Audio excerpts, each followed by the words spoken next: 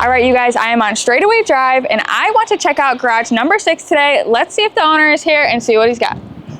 Hey, how's it going? Good to see you again. I'm really excited to see what you've got in this garage, so take us inside and let's see what you've got. All right.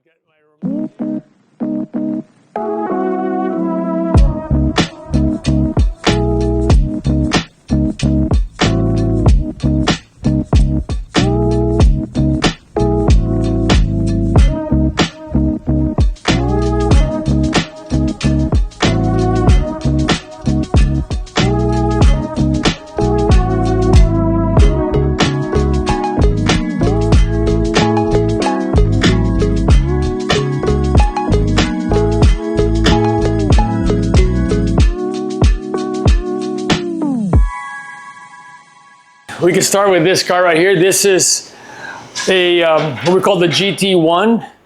A few years ago, I found out that Ford still had a bunch of chassis available for the 2005 Ford GT, and I was able to locate the carbon fiber molds from a company that raced it at Le Mans in 2010 called Maytech. And with the body and the chassis, we were able to source an engine and build a race car right here at M1 Concourse. A lot of the development was done right at this track. As a matter of fact, this is what a bare chassis looks like, and we're redeveloping this to be a little bit more street friendly. This is a pure racetrack. Our future plans are to go over more of a street friendly with a full interior. This is very cool. What was your kind of overall goal with this project? Well, the goal was just to build a race car for myself. And there was a bunch of guys at M1 that I talked into buying the chassis, and there's a few running around now. And one of the guys said, see if they have more chassis and buy them, because you can't go wrong. And right. I did. And here you are. And next thing you know, I have 30 of them, and now we're building them, and we've sold some, and going forward, we're working with Graham Rahal to build them in Indianapolis. Very cool. What else is hiding back here? This is a 2022 Geneta G56. It is a British-built tubular chassis, fiberglass bodied. It's got a Ford 3.7 liter naturally aspirated engine. I'm going to be racing this at Indy next weekend. That's very cool. That's very exciting. Man, so have you tested this car out on the track at M1? Yeah, all my practice, all the sorting out has been done here at M1. As a matter of fact, I'm going to bed the brakes here in about an hour to get it ready for next weekend. One of the main things that I'm checking out here too is that your lift is like going through your loft. That's crazy.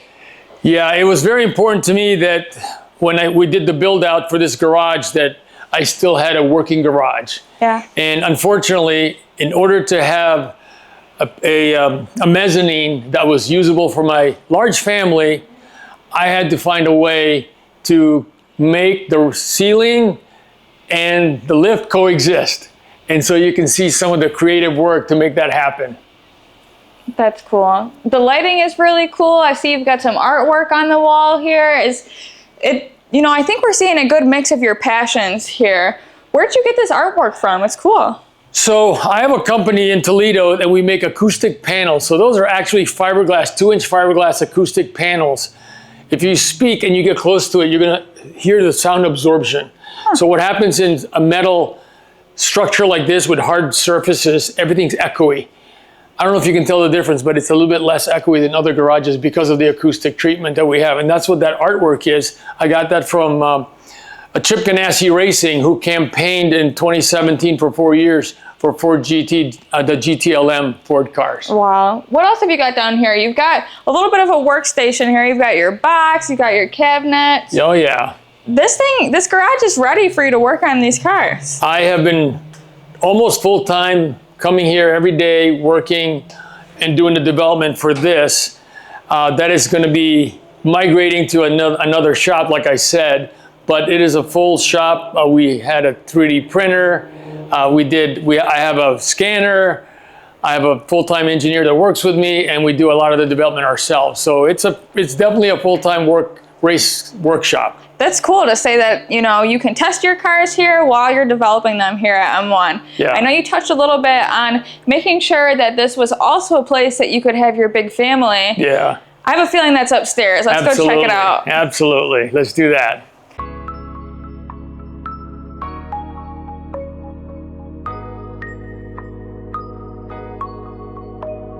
Yeah, so one of the things that my grandkids love is that glass floor. They just think it's so cool. They stand on it and they actually try to jump on it. I think they're trying to break it. So far, I've been very fortunate it's held up. It's 1.25 inches thick tempered glass. So that's cool because I set it up so that when my cars are on the lift and all the way at the up position, you can see, most of the time you can see the engine. So it becomes part of the artwork and kind of sort of the feel for this whole space. It looks like you have some of those panels up here too. Yeah. It's cool because like you said, they have a purpose, but they still just coming in here, I thought it was just really nice artwork. Yeah, so there's some panels there's some behind you there, and over there as well, yeah. And when you have a hard surface and you have music blaring, you have a lot of people in the space, it can get a little bit difficult on your ears. Totally. Looks like you've got a nice kitchen set up over here. Let's walk through that a little bit. Yeah, so what I'm really kind of excited about is the way during the construction process is I wanted to create a space that looked like a garage. I didn't want it to look like our home. And when my wife was giving me some ideas and I said, you know, if this is something that you would do at our house, probably don't want to do it at the garage. And so I was looking at a lot of different surfaces for the tops and the counters, and the fabricator that we use to build our race cars has all this metal, and I said, can you build some countertops for me? He says, well, I've never done it, but I'll certainly do whatever you want. So if you'll notice, he has a press brake. This is 7 feet, 8 feet. He pressed the corners, welded the corners like this, and now we have an awesome cold rolled steel top. And we started with this, and then I thought, well, if we're gonna do this, let's match the sink, the counter.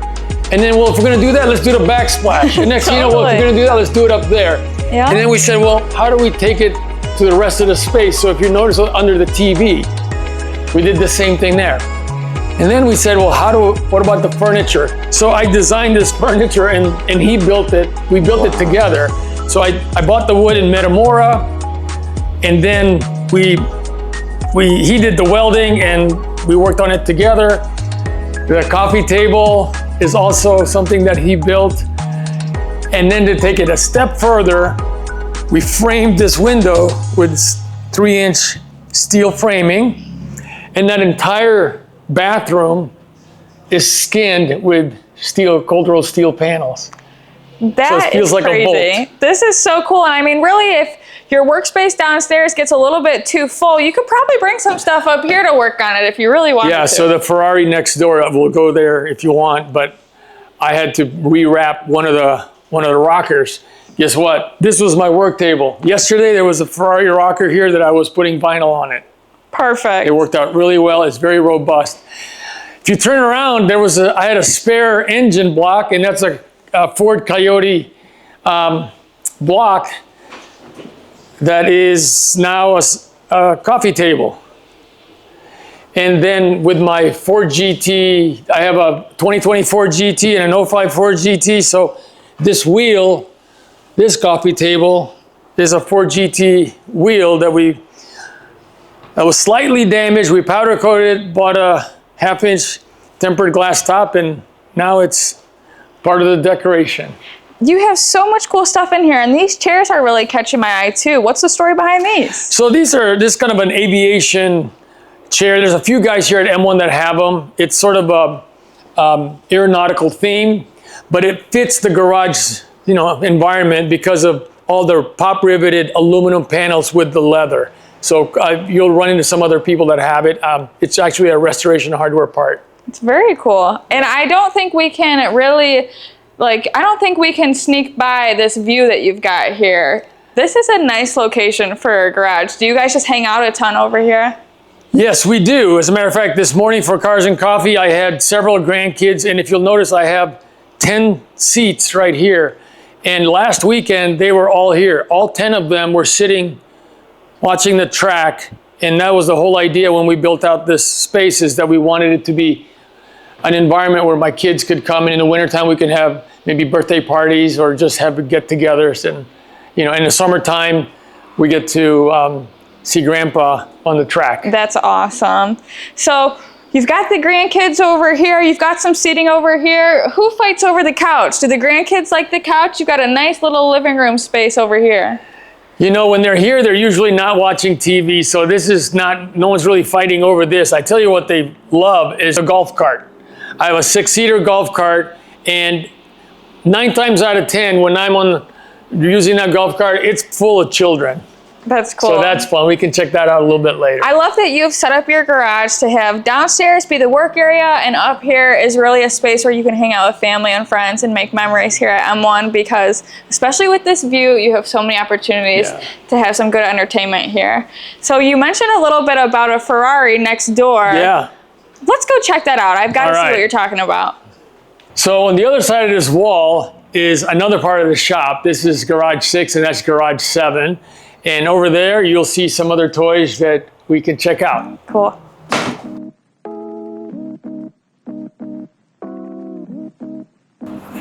Sweet. So sorry about the mess, but this is, like I said, a working garage. Over in that pile right there are all my Ford GT interior parts that we're developing. This is my golf cart for my grandkids, a 6-seater, and they love it. They're learning how to drive for the first time. They're learning how to drive on a golf cart, and I think it'll be helpful. By the time they turn 16, they're gonna have some experience with brakes, gas, and steering. Totally. I think that'll be helpful. This is a 2014 Falcon F7. It's one of 7. It's built in Holly, Michigan. It's a carbon fiber car with a twin turbo 1200 horsepower LS drivetrain built by Lingenfelter. Over there is my 2017 Ferrari 488 challenge car. It's a factory-built race car. I'm doing a little bit of work on the car, but there's a few guys here with Ferraris, and as you can imagine, anything that's Ferrari is really top-notch. It's a beautiful car. It's so cool to see the difference between just this kind of blank slate workshop compared to the one that we were just in. So this is the same size as that one, right? Yes, so most garages that you see that are 1,200 square feet footprint, this is what it looks like without a mezzanine. There aren't many left that are not built out. This is one of the last ones that haven't been built out. But when you look up top, it's definitely a high ceiling. This is really cool. You've got the best of both worlds, really. I mean, the one next door is so cool and almost like a showroom in itself. Then you've got the workspace over here. Yeah, right there he's looking at this engine that's in that GT1 car. This is a Roush Yates 427 blocked that is a derivative of the NASCAR Cup Car Series cars that are being run today. So that's what we put in that race car. That's cool. And this is the bare block with some of the heads. So. Yeah, I mean, I know you said excuse the mess, but this stuff is just as cool. Like, is there anything else that you'd want to highlight in here? Well, I guess all I want to say is that we do a lot of the real fabrication and work here that we can within reason for development purposes. I'm really proud of that because there's nothing wrong with it, but a lot of garage owners have showpieces and there's never oil on the ground, there's no stains, and everything is just absolutely beautiful and perfect. I can say that our space is a real garage. Totally. And it's used as such. So I know that we're kind of going back and forth now between garages, but you mentioned something that we didn't catch on camera yet that I think we should go highlight is your kind of hidden door system that you have upstairs. You talked a little bit about your custom furniture, but you didn't show all your cards. Let's go over there. Let's go check out those hidden doors. I'm really proud of those because I don't know anybody that's done that yet. It's cool. All right, show us what you got here. So Miranda, I was trying to find a way to get a closet that is sort of hidden and sort of cool so you can talk about it. It's people like you. So I guess you're interested in it. So in order to create this door, it had to be hinged there and you have an extra panel. But when you shut it, for the most part, it looks like it's just a slat wall. It's got magnet closers. And we have another one over there for the HVAC system. Every garage has an HVAC system. Some of them are left open. Some of them are boxed in.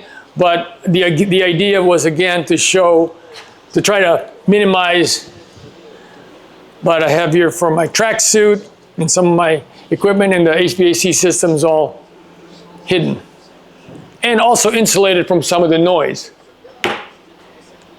Yeah, that was a cool thing that I definitely wanted to make sure to highlight, because this garage has a lot of really customized stuff. I mean, obviously with the car, you're building your own race car down there, but even up here in this area, there's a lot of cool stuff. We know that you're planning on getting on track today, so we're gonna let you go. We appreciate you talking with us. Thanks for coming. And man, I am just blown away by the setup you have here. So thank you, and we'll see you on the track. Thank you. Take care.